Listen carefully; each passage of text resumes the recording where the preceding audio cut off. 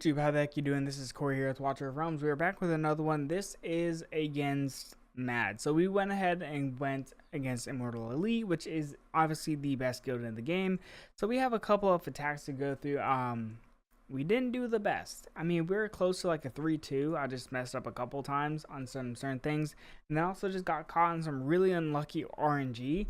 But we did at least decent enough. So let's go ahead and get straight to it. So this is going to be the Praetus Alexandra team with obviously Lily, Reeve, and Brokir, which is one of the teams that was really common within this Elise War. So one of the things that we went ahead and did is we did double Shaman into Garnet Guard right about now.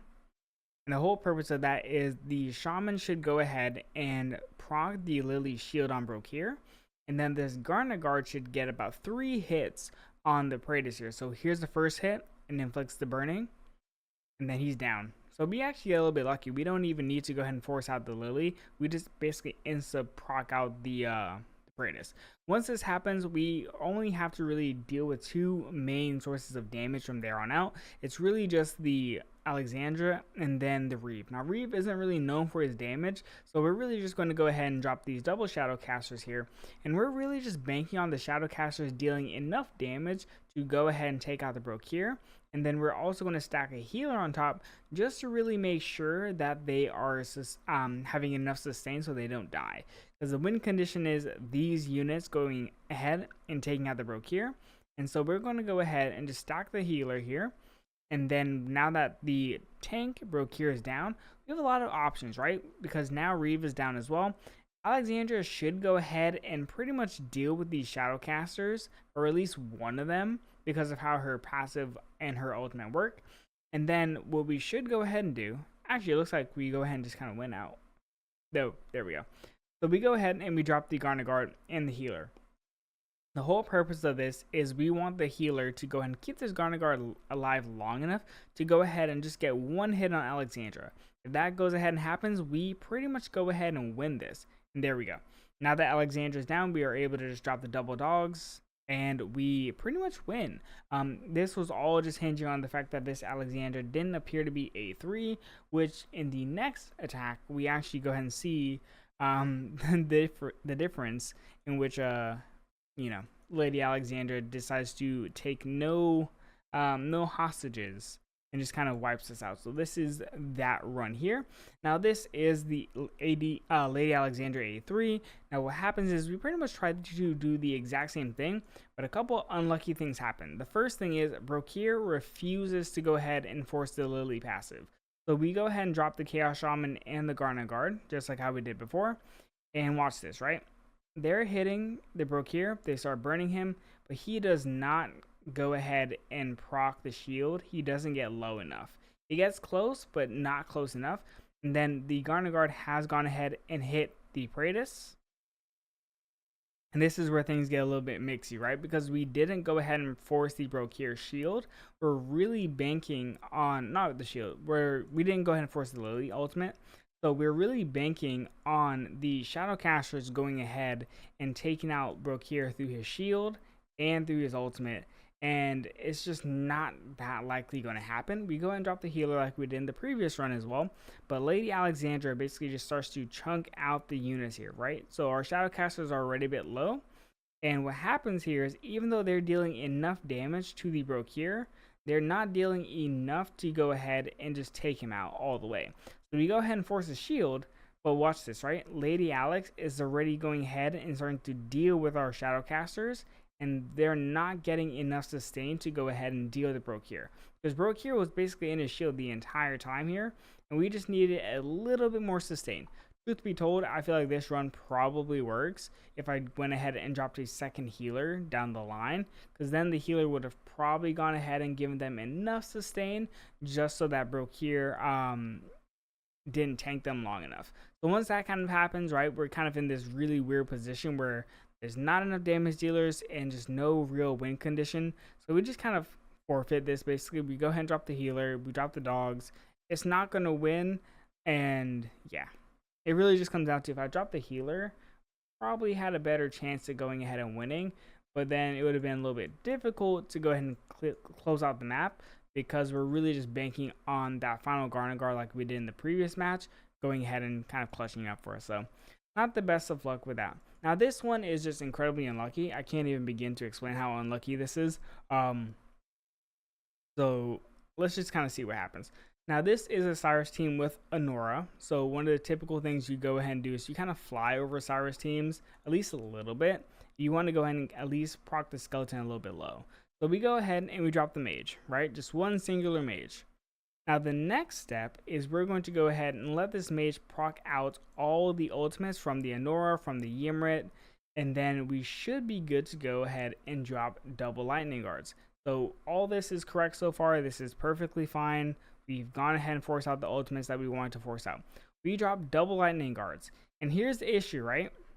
We need Anora to not freeze them, right? To not go ahead and root them. And what does she do on the first hit? And I mean literally the first hit. She froze them. She literally goes ahead and freezes them and desyncs them. And right because of that, we go ahead and lose, right? They're going to always hit the Cyrus, and then Carnelian's always going to put an orb right back on him over and over, and it just constantly repeats, right? And they're just getting juggled into frozen status, into rooted status. They do not move, and because of that, that causes the run to fail. And like, quite simply, that is literally the difference maker. The lightning guards pretty much got no hits off. Anora's rooting them, Ymrit's freezing them. It was just super unlucky. And once that happens, we're really just in a predicament. The next thing that we have a chance of doing is maybe our shadow casters are tanky enough to go ahead and take out the Cyrus. So we're really just kind of BP checking, or at least trying to BP check this, where it's like, okay, can our shadows survive long enough to go ahead and kill Cyrus and kill Ymrit? And the answer is no. Yeah, it just does not work in our favor there. And so it's really just RNG that just really gets us on this run. It's just super unlucky. Yeah, it's just the loss at that point. Really unlucky. Can't even explain it more than that. And then we go ahead and we at least secure another win, which is kind of nice, at least for the confidence. This is a Pelagios Praetus team. Now, these are a little bit common. I suspect that this is probably like an A5 Praetus, I'd imagine.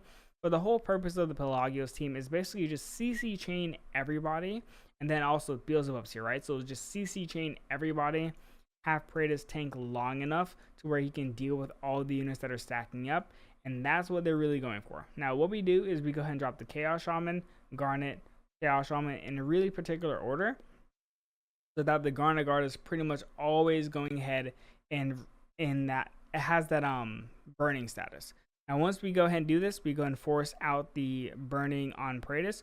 We force the shield out, and then that final Garnet Guard actually goes ahead and snipes him down, which is really nice for us because once Praetus is down, we have so much more flexibility because there's not enough, at least damage overall, to go ahead and deal with 2 sets of Legendary Flyers and 2 sets of Epic Flyers. So what we do is pretty simple. We go ahead and drop the healer, just give them sustain, just, you know, cross your T's, dot your I's, and make sure that they're tanky enough.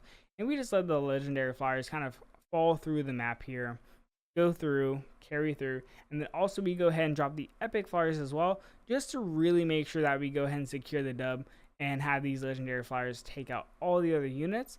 And then there we go, right? So we should see them pretty much secure us the win right about there. Awesome. And that's that team. Obviously, the Pelagios' teams are pretty good. There are some variations to them that include Lady Alexandra, which are incredibly frustrating to go against just because of the sheer damage that is outputted by those teams. And then we have one final run here, which is against K-Val. I think it's his wife, which is really cool. But we go ahead and attack this. I actually mess up this attack, so not the happiest about it. But basically what we go ahead and do, right, is we go ahead and we start to bait out the ultimates here. So we're waiting for Ymrit to get to full ult here. And then bam, we should go and drop the healer now. Now the whole point of dropping the healer is we really just want to go ahead and activate all the ultimates that we can. So it should be Hatsut, Ymrit, and Wukong. There we go. Wukong is ulted. Everyone's ulted. Then we go ahead and drop the Shaman. And then we are going to go ahead and drop double Garnet Guards, I believe. There we go. And now the whole purpose is Hatsut should any moment now get out of her stealth mode. And then Garnet's hit her, inflict the burning, and they should pretty much snipe her down based off the burning procs. And there we go. Now that she's down, we have at least one major threat that is dealt with. The next step is we're going to go ahead and initiate the flyover. Now what's happening is Ymrit is kind of building up his rage regen, which is perfect for us.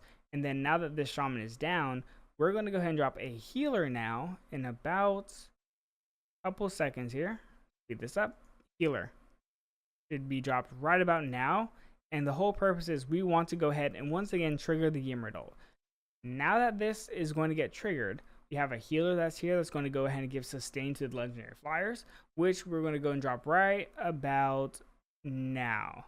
The Ymrit has ulted, and we should see the legendary flyers get dropped any second here. There we go. And now the whole goal is just BP check it. Now I kind of I kind of dropped these flyers a little bit early, and so they're taking some unnecessary damage, but you know, this is kind of one of the issues with the run that I did, right? So the whole purpose is we're going to have this healer give the flyers some sustain, and they should go ahead and eventually fly over here and take down the Ymrit. The next step is right around here. I should have gone ahead and actually dropped the epic fires, one right here and one right here, because Ymrit is down, and Ymrit wasn't going to go ahead and be in his normal form because he was egged, and this would have gone ahead and given us the win. But the legendary flyers or epic flyers just kept hitting the Torador, and then that happens, right? They basically are like 2 tiles away from actually being in the portal, and it causes us to lose. So I'm not the happiest about it, but bad placements on my end, bad order, bad results, right?